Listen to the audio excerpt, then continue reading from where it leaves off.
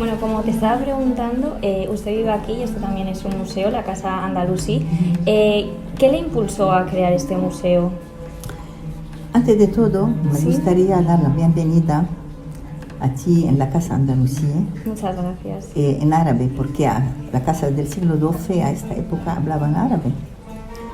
Entonces, Salamu alaikum wa rahmatullah.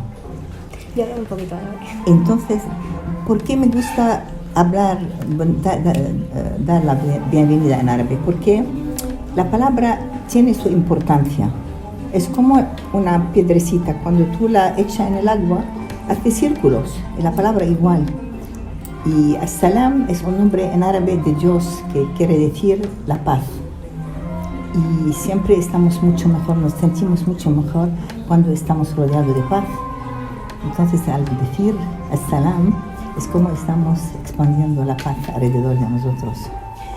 La Casa Andalusí, para mí, es un símbolo, un núcleo de la Córdoba califal, que hemos intentado de poner todo nuestro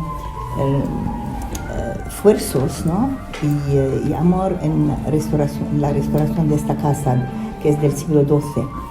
Y cuando nuestro primer proyecto en Córdoba ha sido la Torre de la Calahorra, siempre yo iba andando a la Calahorra.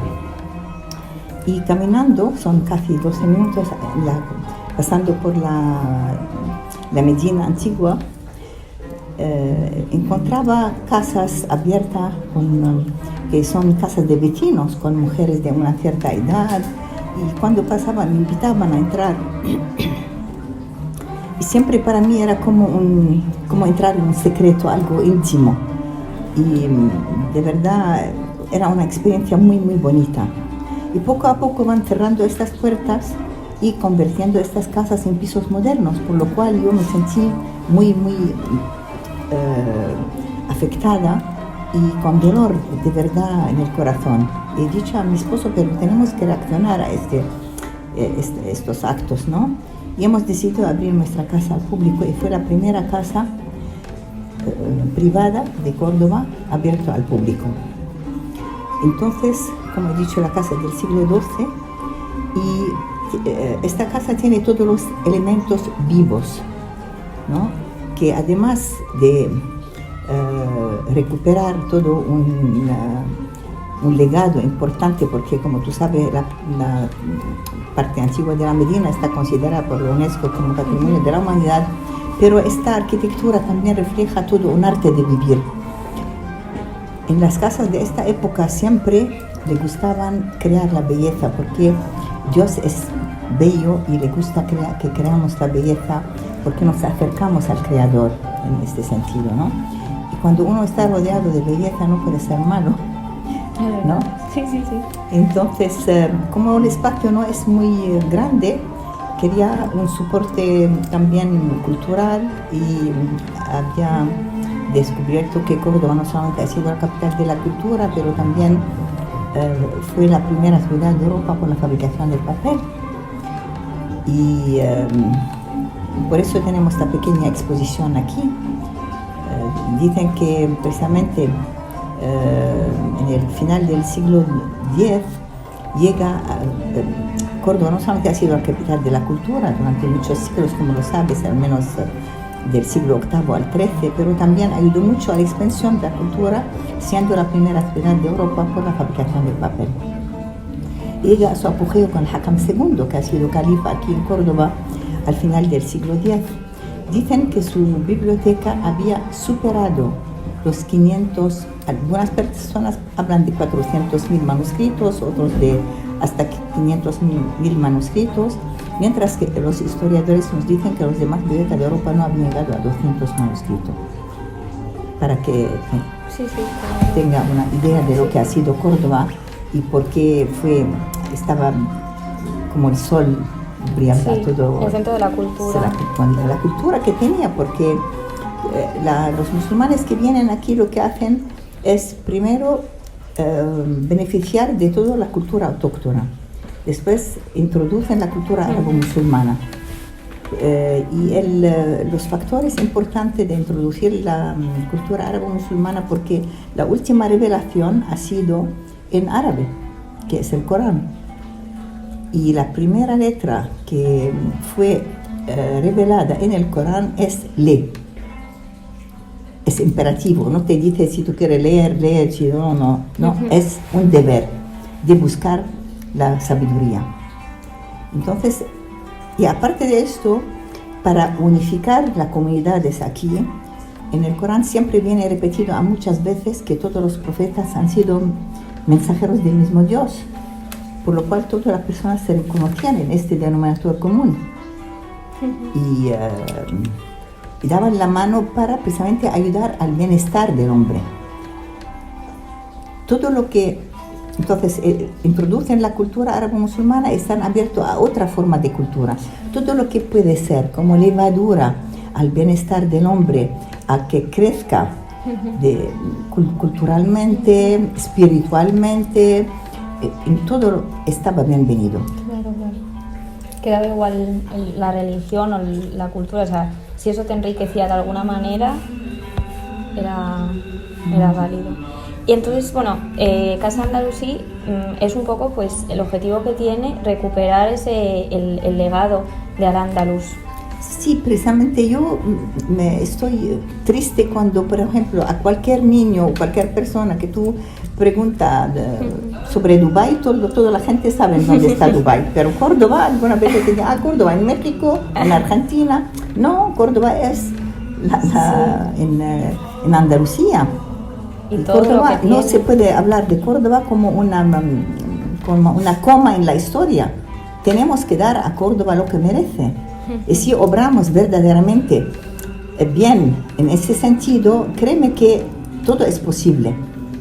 Tenemos que crear aquí en Andalucía más Quijote que Sancho Panza, pero es una pena que ahora hay más Sancho Panza que Quijote.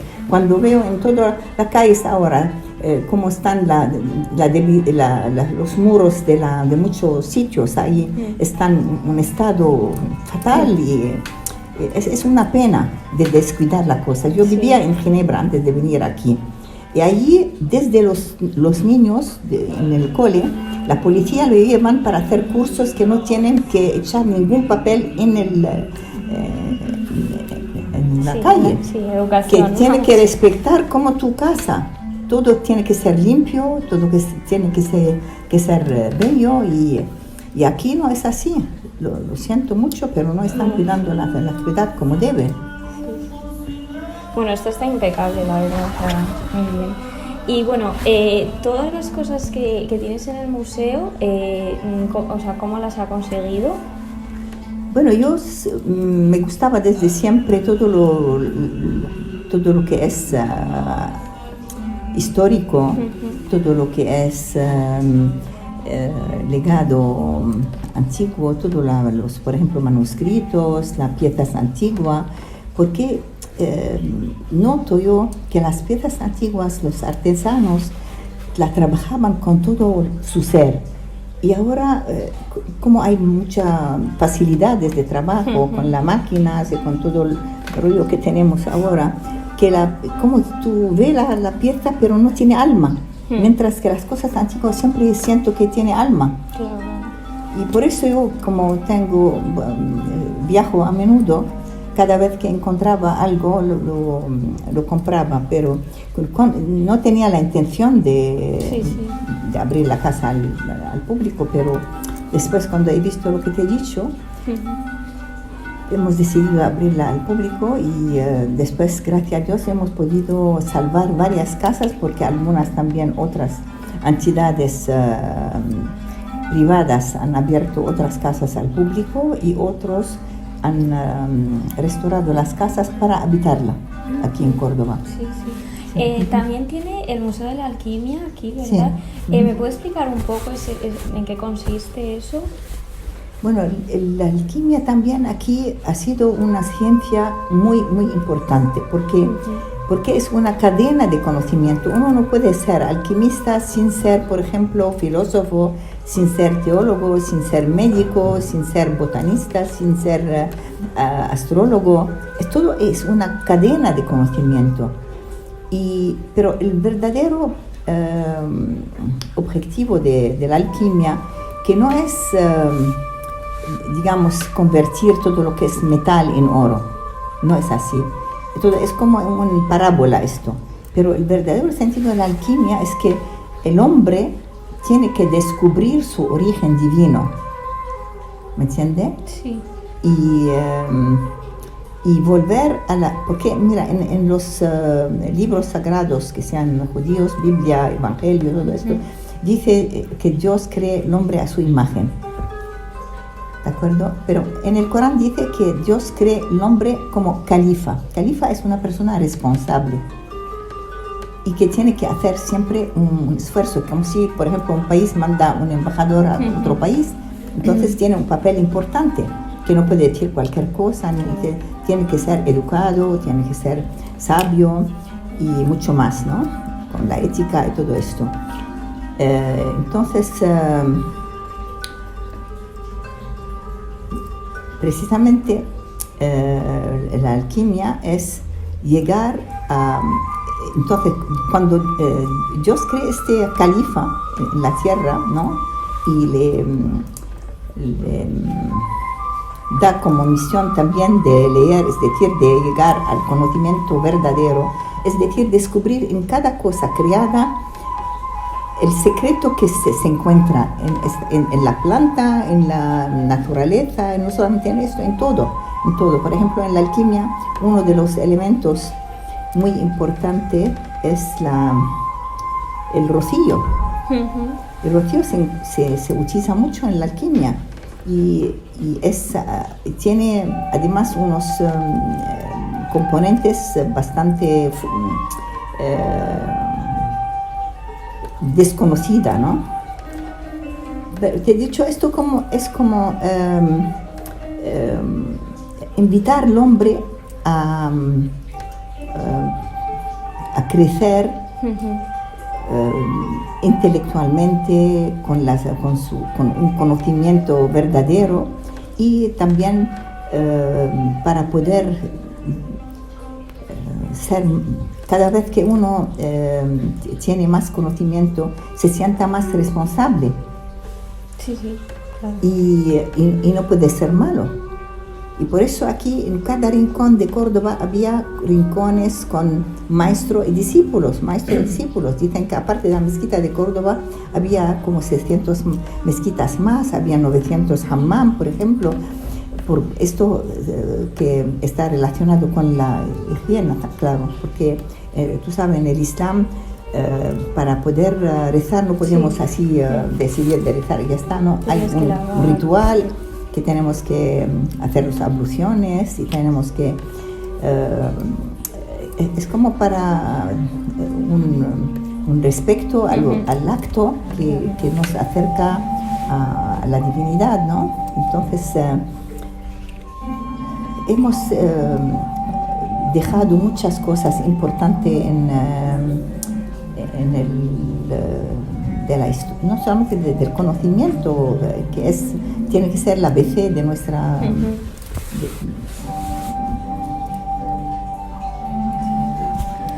Y para... Disculpe. Y este museo, bueno, yo lo de la alquimia, ¿alguien le ayuda a llevarlo? ¿Recibe algún tipo de ayuda por parte de las instituciones? Nada. Todo ha sido iniciativa privada.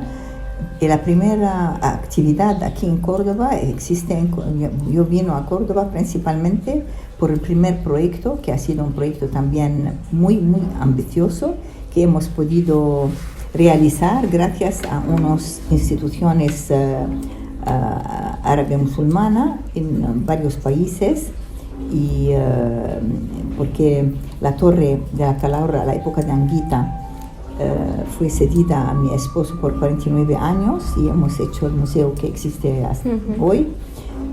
La visita ahí se hace con casco infrarrojo en varios idiomas, con luz de sonido.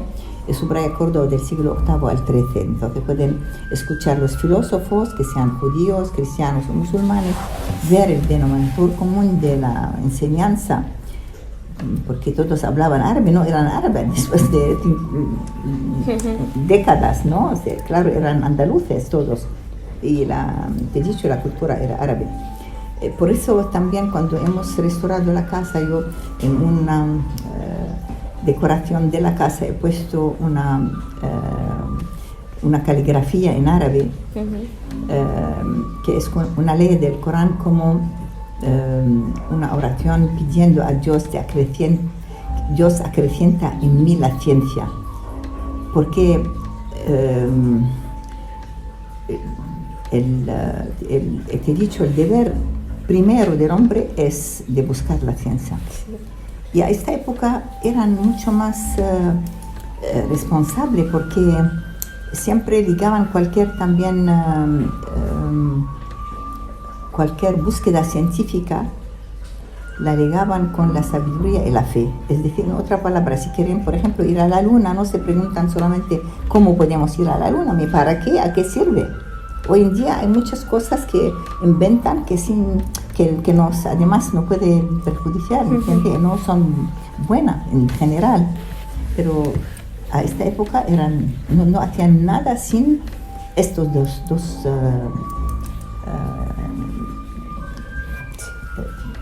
componentes muy importantes, ¿no? Y claro, a esta época, fíjate, había una ciencia, por ejemplo, de las letras, una ciencia de los números. No es una brujería, es una ciencia de la astrología, que hoy en día, por ejemplo, cuando un niño nace, la primera cosa, antes que nazca el niño, siempre están buscando un nombre que es bonito. Pero a esta época no, eran conscientes que cuando nace el niño, que tiene como su lugar en el planeta, y ven, por ejemplo, la posición del sol, de la astrología, en qué parte del año, a qué hora, si día o noche, y hacen un cálculo para dar un nombre que ayuda a esta persona a crecer en el futuro. Hoy no están conscientes de todo esto. No, hoy el nombre y ya. Y ya está. Sí. Bueno, si no me equivoco, usted nació en Palestina. Sí, yo nací en Jerusalén, Palestina. Digo Palestina porque cuando he nacido todavía el Estado de Israel no existía, porque existe el Estado de Israel desde el 1948, como lo sabes. Y por eso yo desde niña yo recuerdo muy bien que Palestina era como Córdoba, es decir, que no se distinguía del judío, del cristiano, del musulmán, porque todos hablaban también árabe. Y además, como son gente del libro, había algunas veces matrimonios, por ejemplo, un cristiano que se casa con una musulmana, o un musulmán que se casa con una judía, que no habían problema. Pero bueno, eso al final desgraciadamente cambió, sí. Y usted también ha estado viviendo, bueno, como me acaba de decir, en Suiza y en Egipto también. Y bueno, ¿en qué momento usted decide venir a Córdoba? O sea, le llama mucho por todo el tema cultural, pero ¿en qué momento decide venir? No, te he dicho que fue a raíz de la invitación de Anguita, mi esposo, y cuando propone mi marido el proyecto de un museo que subraya Córdoba del siglo VIII al XIII al señor Anguita. Entonces, enseguida, esta noche no podía dormir, estaba escribiendo todo el proyecto hasta que como ha salido así de la nada una idea de verdad preciosa, porque yo digo, es bonito de ver el fruto de un amor, y esto fue un fruto de amor a Córdoba. La idea esta, como yo la vi primero hablando de esto, después sobre papel, después empieza a tomar forma, y ya tú la tienes en la Torre de la Calahorra. Desde el 87 hemos inaugurado este museo, y toda la gente, cual que sea su religión, cual que sea su fe, cuando sale de allí, sale como como su corazón se abre, su mente se abre, y una realidad, porque esta cultura ha existido aquí en el Andalus, Sí, claro. ¿me entiende? Pero por muchos años estaba enterrada.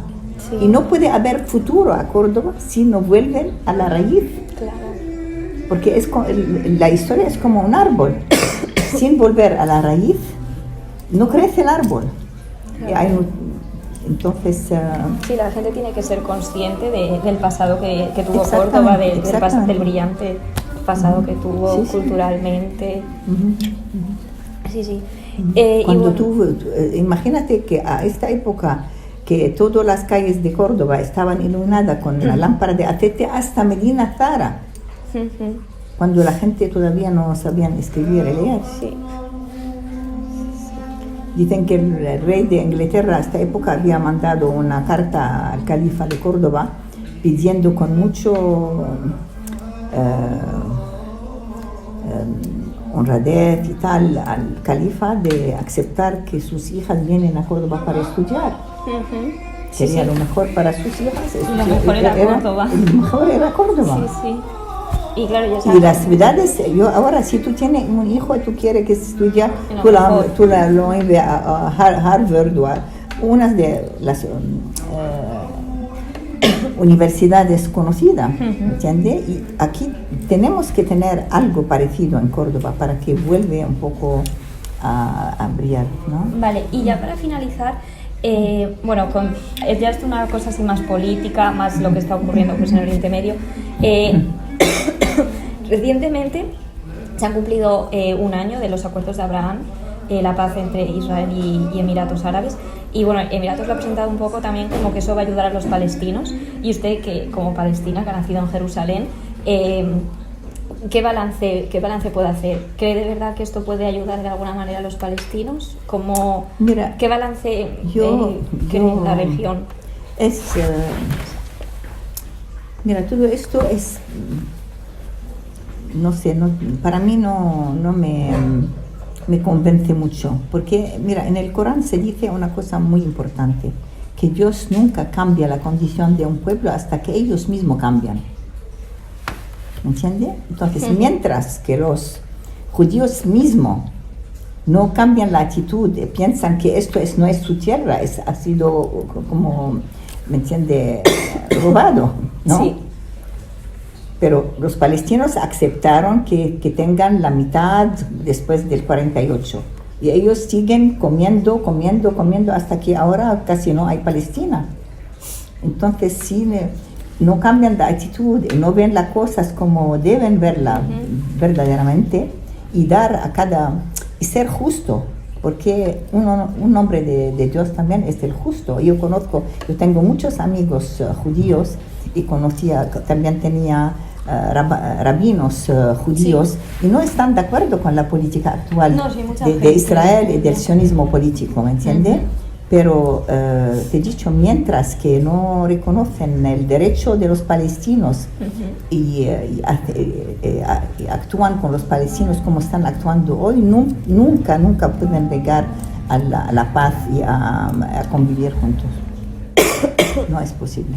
Vale, bueno, pues ya se acaba. Pero de verdad lo que importa ahora de siempre recordar que cuando miramos a la planeta es una, la planeta es una, y mientras nosotros no obramos por la verdadera unidad, ¿me entiende? Es decir, de querer a los demás lo que nosotros queremos para nosotros mismos, y intentar verdaderamente de ser sinceros en los deseos nuestros, no solamente que sean palabras.